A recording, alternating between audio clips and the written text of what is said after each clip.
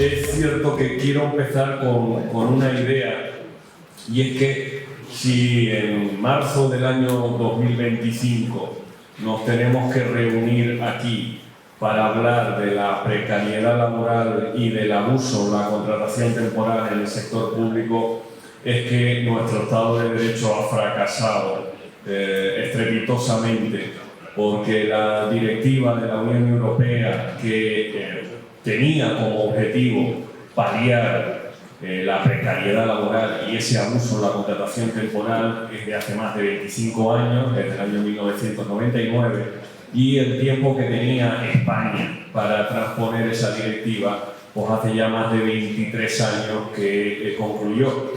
Y por lo tanto, si nos tenemos que reunir aquí tantos años después para decir España no ha transpuesto, España no cumple, es que el Estado de Derecho como tal ha fracasado. Y ha fracasado en todos los niveles. Ha fracasado en el ámbito legislativo porque no se ha transpuesto la directiva. Ha fracasado en el ámbito ejecutivo porque las administraciones públicas han seguido una política de personal completamente arbitraria y caótica, en la que no convocan las plazas correctamente, no ofertan las plazas, correctamente, luego no las convocan bien, usan la temporalidad para cubrir necesidades permanentes, y por lo tanto también se fracasa desde el punto de vista de la administración y del ejecutivo. Fracasan, si me lo permiten, también los sindicatos o algunos sindicatos que en las mesas de negociación no han sabido defender correctamente a buena parte de los trabajadores que sufren la precariedad laboral. Fracasa la Unión Europea porque los mecanismos de control y sanción de la Unión Europea no puede ser que después de más de 2 décadas sigan pendientes de sancionar a España por todos estos incumplimientos. Y por último, que este es el que más me duele a mí, fracasar el Poder Judicial. Existe, más allá de un argumento jurídico, existe algún tipo de prejuicio que nubla la mente a la hora de luego motivar, argumentar jurídicamente y fallar. Yo que en las aulas de la Facultad de Derecho, al dar Derecho Constitucional, explico fuentes del derecho y intento enseñar a los alumnos cómo aplicar el ordenamiento jurídico. El ordenamiento jurídico, sabéis perfectamente, son cientos de miles de normas, de leyes, de reglamentos, y pues lo normal es que haya normas contradictorias. Y pues yo intento enseñar a los alumnos ante un problema determinado y teniendo a nuestra disposición muchas normas contradictorias, ¿cuál es la que hay que aplicar? Oye, pues la jerarquía, evidentemente la Constitución está por encima de un reglamento de gobierno. O la competencia, pues si el competente es la comunidad autónoma, no aplicamos la normativa del Estado, sino la comunidad autónoma, o el criterio cronológico, norma posterior de la anterior, en fin, una serie de herramientas básicas para decir qué norma tengo que aplicar. Y a mí todavía me sorprende sobremanera que cuando yo en una demanda sobre este asunto invoco, argumento, explico una sentencia del Tribunal de Justicia de la Unión Europea, reciba sentencia desestimando mi demanda usando como argumento pues, una sentencia del Tribunal Superior de Justicia de tal comunidad autónoma del año 2018. Con lo cual entiendo que hay un error básico, esencial y elemental en lo más básico que es a la hora de solucionar un problema jurídico. Y es qué norma o qué jurisprudencia aplico entre todas las que puedo elegir. Porque yo reconozco que hay normas que no avalan lo que nosotros defendemos. Y yo reconozco que hay jurisprudencia que no avala lo que nosotros defendemos. Pero entre las normas que sí avalan nuestra postura y las que no, entre la jurisprudencia que sí avala nuestra postura y la que no, hay una jerarquía clara de tal calibre que me sigue sorprendiendo muchas de las sentencias que se reciben. Cuando hay muchas sentencias que reconocen el abuso de la contratación temporal, pero no establecen ninguna sanción efectiva y proporcional a esa situación. Hay algunas sentencias que niegan la existencia como tal del abuso en la contratación temporal, diciendo que en el ámbito de las administraciones públicas eso no existe. Eso, a día de hoy, todavía hay alguna sentencia que se recibe en ese sentido. Y creo que hay que poner el foco a la hora de explicar este problema, no en el hecho de, bueno, aquí hay unas personas que solicitan fijeza o solicitan ser titular de una plaza. No, ese no es el argumento ni es la forma de analizar este problema. El problema es la precariedad laboral. Me sigue sorprendiendo cuando el Tribunal Supremo dice, bueno, se puede decretar el abuso en la contratación temporal, pero en su caso, si se acredita algún perjuicio, pues que se reclame ese concreto perjuicio, que se acredite y ya en su caso habrá alguna indemnización. Y yo he tenido conversaciones con magistrados, obviamente fuera de la sala, fuera de los escritos procesales, en los que abiertamente me dicen, pero es que no sé de qué se quejan si reciben un sueldo por lo que hacen. No entienden lo que es la precariedad laboral y el objetivo de la normativa, que es erradicar la precariedad laboral. Es que es posible que a quien no tenga un contrato fijo o una estabilidad laboral no le den una hipoteca o no le den un préstamo o no le permitan avalar con una fianza un contrato de arrendamiento o no se le pueda plantear una perspectiva de futura por la precariedad laboral. Lo que se debe perseguir es la precariedad laboral. Una vez que se llega a esa conclusión, hay precariedad laboral y hay que erradicar eso.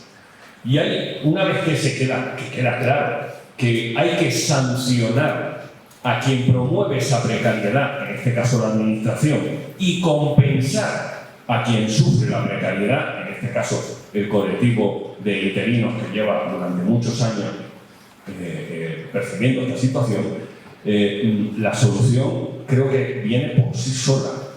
El problema es llegar ahí. El problema es decir, vamos a ver, no plantees este supuesto como gente que quiere una plaza porque sí, porque no es el planteamiento. El planteamiento es: hay precariedad laboral que hay que erradicar y hay que sancionar. Evidentemente, como casi con todos los tribunales, estoy de acuerdo con algunas sentencias que dictan y con otras no.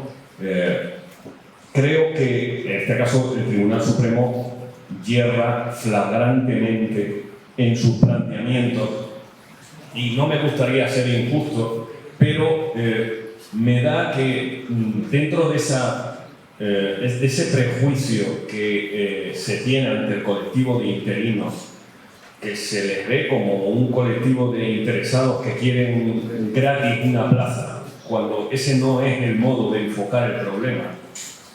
También existe un cierto, ¿cómo decir esto sin que suene mal?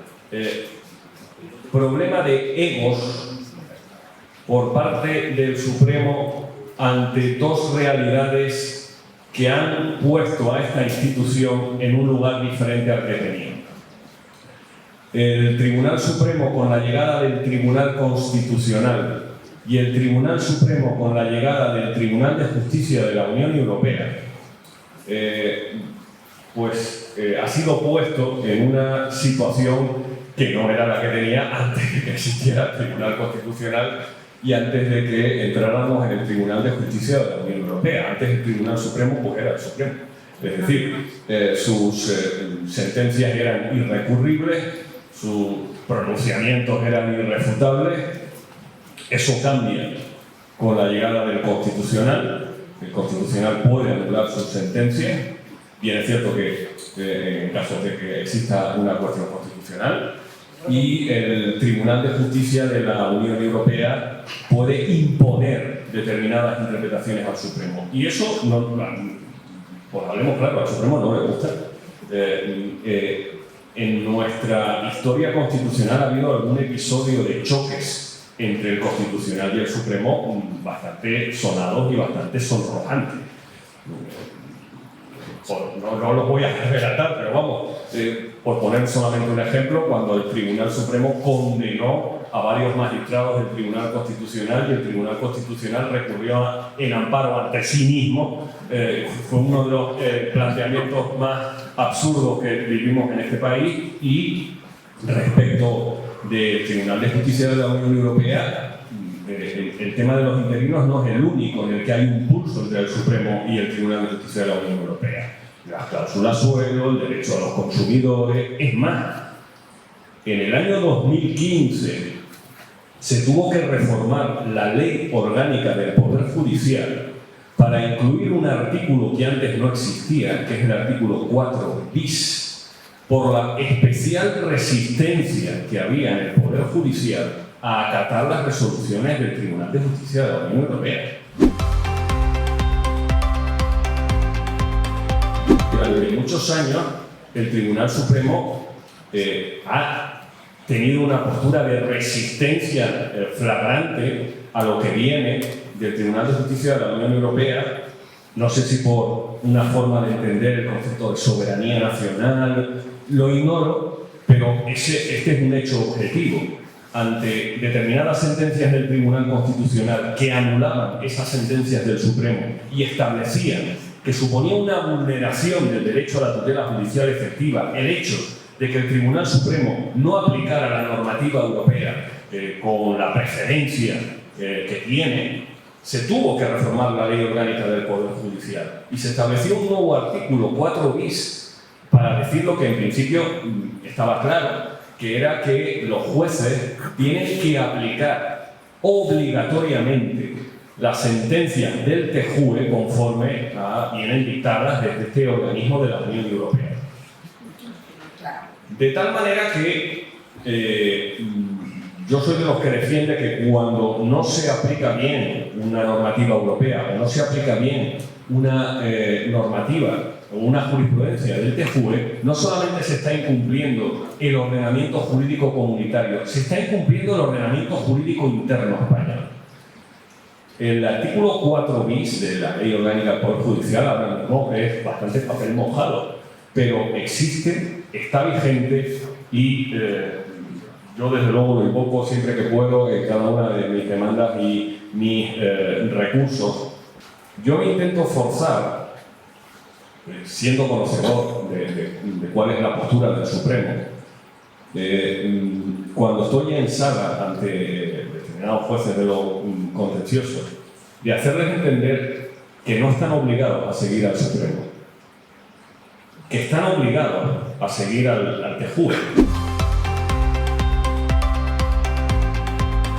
Ese artículo 4 bis de la Ley Orgánica del Poder Judicial y toda la jurisprudencia del Tribunal Constitucional que existe, que determina que si no se aplica el ordenamiento jurídico comunitario, se aplica un ordenamiento, una norma interna, preferentemente respecto de la comunitaria, se está vulnerando el derecho a la tutela judicial efectiva por una aplicación arbitraria e irracional de la norma aplicable al objeto controvertido.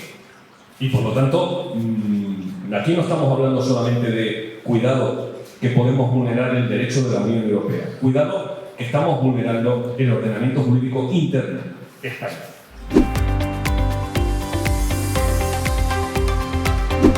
Sí es cierto que respecto de las dos sentencias del 25 de febrero del 25 que se dieron a conocer hace un par de días, una de esas sentencias, esa admisión a trámite, fue anterior a la sentencia del 13 de junio del 2024. Y por lo tanto, en ese auto de admisión donde se establecían las cuestiones jurídicas controvertidas y el interés casacional, ni se mencionaba a la sentencia del TJUE, ni se establecía que como cuestión de interés casacional era revisar la doctrina del Supremo a la luz de la sentencia del 13 de junio del 24. Eso me abre una cierta esperanza porque sí veo que, conozco, tengo autos posteriores del Tribunal Supremo que cuando admiten recursos de casación posteriormente a la sentencia del 13 de junio del 24 del TJUE, expresamente en ese auto de admisión se habla de que es preciso revisar la doctrina del Supremo a la luz de esa sentencia del TJUE.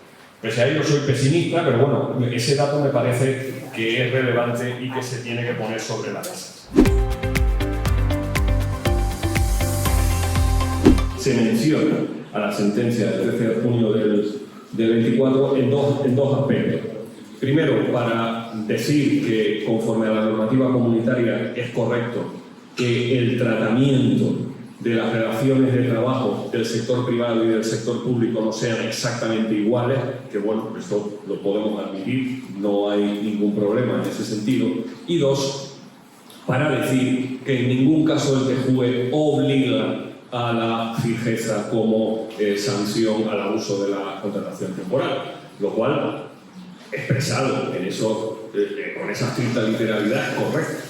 El TJUE en ningún caso dice os obligo a hacer fijo a los interinos. El TJUE lo que dice es, ante una situación de abuso, estáis obligados a establecer una sanción proporcional y efectiva a quien ha sufrido ese abuso. Y entre esas opciones que tenéis está la fijeza, entre las opciones. Pero en cualquier caso, lo que no es una opción, lo que es una obligación, es que el órgano juzgador, si ve abuso de la contratación temporal, tiene que establecer una compensación efectiva y proporcional.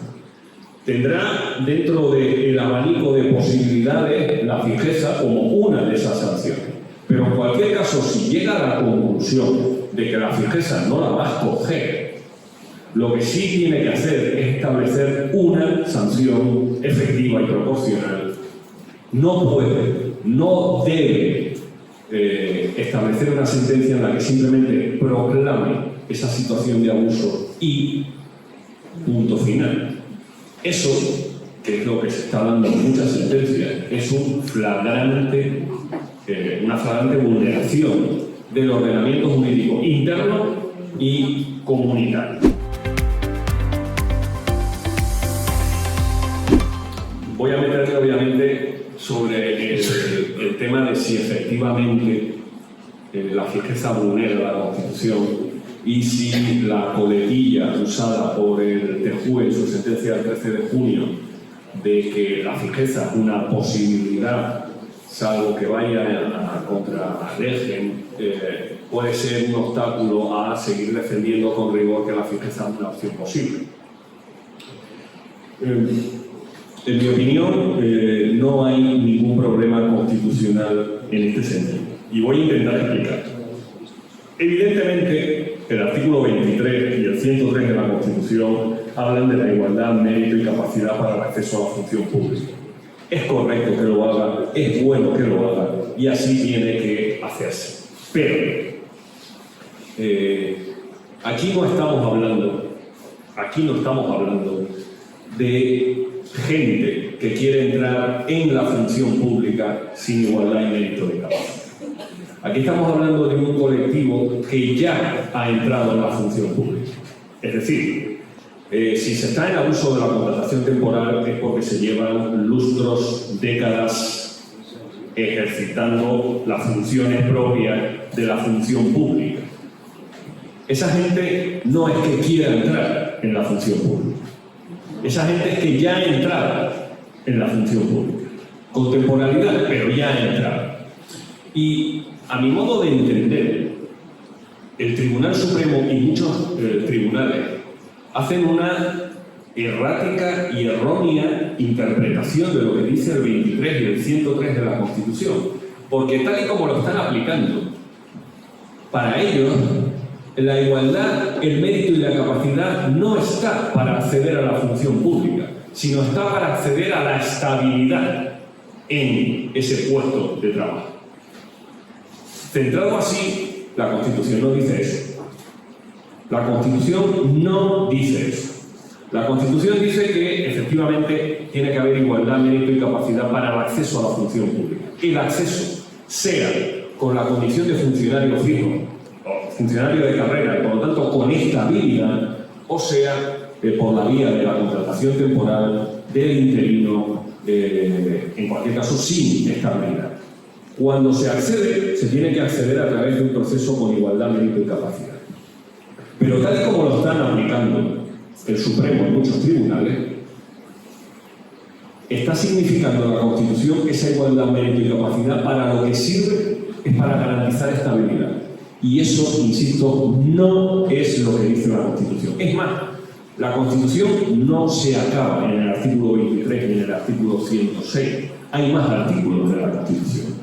Hay más artículos que establecen el derecho al trabajo, que establecen el derecho a la progresión en el trabajo. Y existen sentencias del Tribunal Constitucional que dicen que tan constitucional es el perseguir la estabilidad del trabajador en su puesto de trabajo. Eso también es constitucional. Eso también forma parte de nuestra Constitución.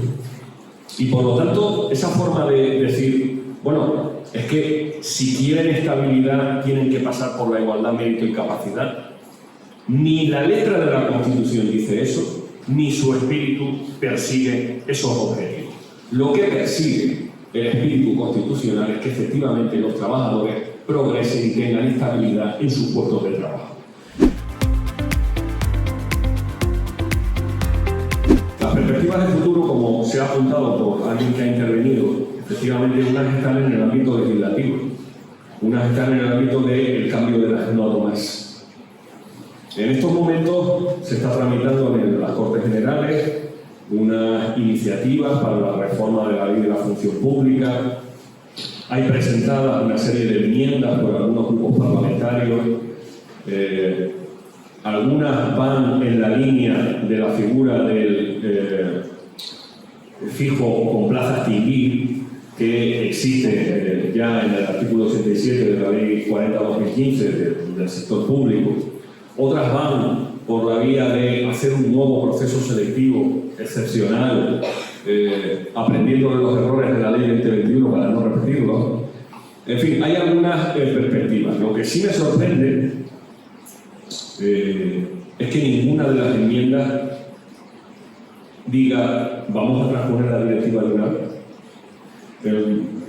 Porque es que vamos a ver, en estricta puridad es una obligación transponer la directiva. Ya el plazo se nos pasó hace 23 años. Fíjense si llevamos retraso. Pero sigue siendo una obligación. Y me sorprende sobremanera cuando se habla con los grupos parlamentarios que nadie se plantea esa opción como forma para abordar el problema. Yo no digo que la fórmula del fijo con plaza extinguir no pueda ser un remedio, ¿cómo llamarlo? Una medio solución que no digo que no lo pueda hacer, y desde luego mejor que nada. Pero bueno, si finalmente nos quieren escuchar, yo voy a intentar seguir defendiendo primero que hay que transponer la directiva y que en cualquier caso hay que establecer medidas legislativas que aborden el problema. Que aborden el problema primero para no perpetuarlo en el futuro y que aborden el problema para resarcir a los que en el pasado han sufrido el abuso de la contratación temporal.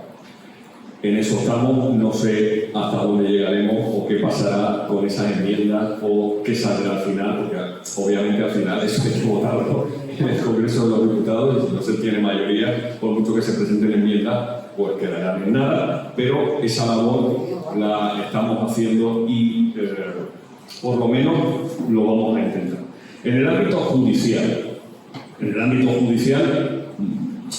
tenemos más recursos de casación en el Supremo que vamos a seguir defendiendo. Tenemos la opción del Constitucional,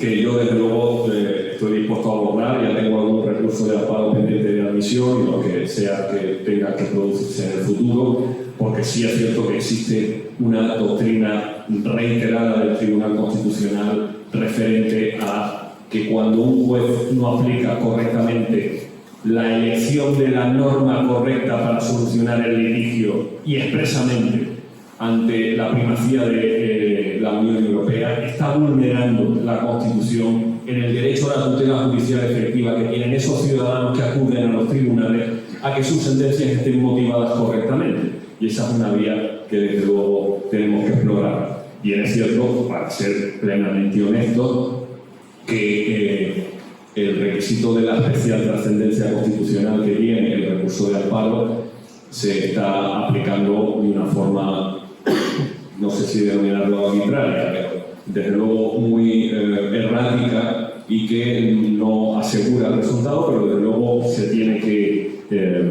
intentar. Y luego está, al margen del Supremo y del Constitucional, el resto de jueces en los que, insisto, hay que intentar hacerles ver que ante una controversia determinada y partiendo de la base de que tienen a su disposición para solucionar esa controversia muchas normas y mucha jurisprudencia, no pueden elegir cualquiera para dar respuestas a cualquier controversia. No me basta con que ante una demanda por abuso de la contratación temporal un juez me diga, pues como en el año 2017 el Tribunal Superior de Justicia de Castilla-La Mancha dijo esto, pues voy a aplicarlo para solucionar el problema. No. Hay que hacer una elección correcta de qué norma es la adecuada y qué jurisprudencia tiene preferencia respecto de las demás. Y hay que hacer una labor para explicarle a los jueces, aunque a veces cuando yo lo hago en sala me miran con una cara como diciendo, pero qué disparate estás diciendo. Pero es así. El juez, aunque sea el juez de lo contencioso administrativo de Soria, no está obligado a seguir la doctrina del Supremo. No está obligado a seguir la doctrina del Supremo si hay doctrina aplicable del TJUE o del Constitucional. Porque es que así funciona el ordenamiento jurídico, así funciona la jerarquía, no solo normativa, sino respecto de la jurisprudencia. De la misma manera que el artículo 5 de la Ley Orgánica del Poder Judicial obliga, no recomienda, obliga a aplicar las sentencias del Constitucional en sus estrictos términos, el 4 bis de la Ley Orgánica del Poder Judicial obliga, no recomienda, obliga a aplicar las sentencias del TJUE por encima de cualquier otra jurisprudencia de otro tribunal interno. De ahí que en la sentencia del 13 de junio del 24 del TJUE se afirme categóricamente que se tiene que aplicar esa doctrina incluso por encima de la que pueda dictaminar el Supremo si es que es contraria a ella. Eso que viene en la sentencia del 13 de junio del 24 ya viene en el artículo 4 bis de la Ley Orgánica del Poder Judicial. Y luego está el TJUE. Efectivamente hay más cuestiones prejudiciales en marcha. Hace poco un juez de Murcia puso uno. La propia Sala Cuarta del Supremo, no la tercera de lo contencioso, sino la cuarta de lo laboral, cuando recibió la sentencia de febrero del 24, planteó una nueva cuestión prejudicial. La verdad es que yo creo que en el TJUE están bastante altos de España en relación a las cuestiones prejudiciales que llegan sobre este tema. Pero bueno, siguen llegando y espero que desde esa perspectiva llegue un momento en el que, bueno, yo creo que las sentencias ya son claras, ya son contundentes, pero bueno, si hay que ser más contundente, que se sea en ese sentido. Creo que estamos ante una de las mayores injusticias que se han producido, aunque solo sea por la envergadura del número de personas afectadas. Con independencia del colectivo al que me estoy dirigiendo ahora, que estamos hablando de docentes, de sanitarios, de incluso trabajadores de la Administración de Justicia, que buena parte de los funcionarios de la Administración de Justicia son interinos también. Es que, en fin, es global el problema.